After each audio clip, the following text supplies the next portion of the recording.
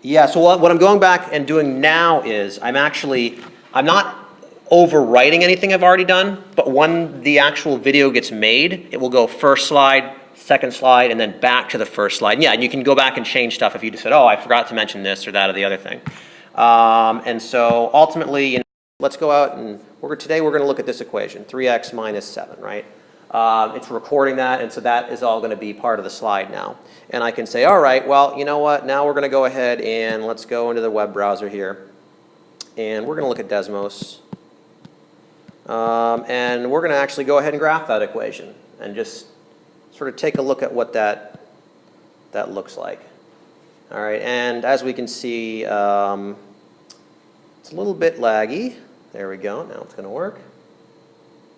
And eventually, okay, there we go. So we go ahead and do y equals x squared, let's say.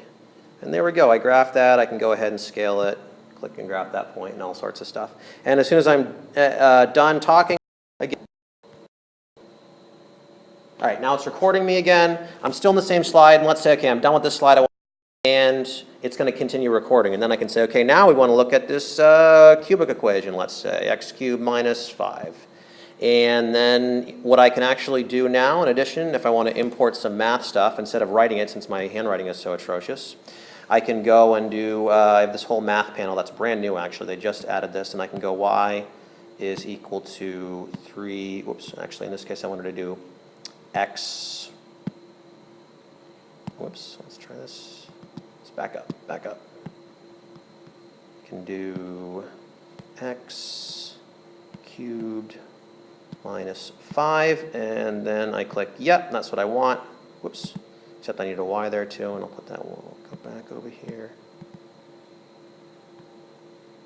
Just delete that and do y equals.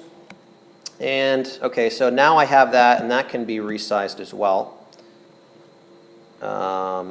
Once it's in there, click, there we go. And so now I can make that bigger and smaller. And what's also nice, this is also a new feature. I can make a graph of that actually right on Desmos as well.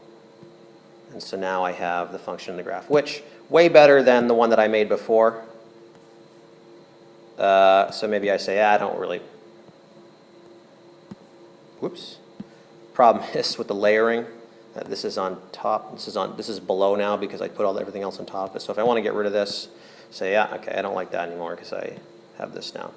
And so now, there you go. So I have the function and I can actually graph it a little bit. Now the graphing capability on Desmo, on this is not like as nice as Desmos. So like we can do some scaling, or I can make that bigger and smaller. And I can actually, if I double click it and go into the graph, I can scale that as well. But that's the limit. That's sort of the extent of what I can do. I think they're still working on it. But it's a lot better than it used to be for math. And now I'm recording again on the same slide. If I try and